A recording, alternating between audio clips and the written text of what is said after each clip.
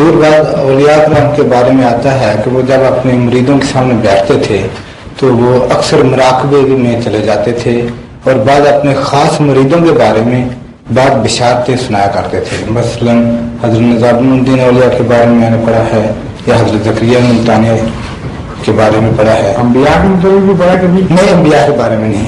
اولیاء جو تھے یہ وہی بات ہے کہ پیران نہیں پران مریدان نہیں پران, کہ پیر بیچارے خود تو نہیں اڑتے, مرید آتے پھرتے ہیں ہم کو. جو چیزیں انبیاء کے دستور سے ہٹ کر ہوں اور انبیاء کی سنت کے مخالف ہوں, ان کو انبیاء کی نسبت ادنا درجوں میں ماننا یہ ناجائز بات ہے. ہم نہیں تسلیم کرتے ایسی باتوں کو.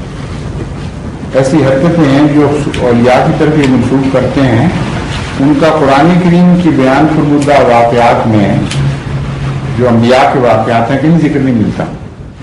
اس لیے ہم تو نبوت کی کسوٹی سے نیکی کو پہچانیں گے. اگر نبوت کی کسوٹی کے خلاف اترے گی کوئی نیکی تو ہمارے نزدیک اس کی کوئی حقیقت نہیں.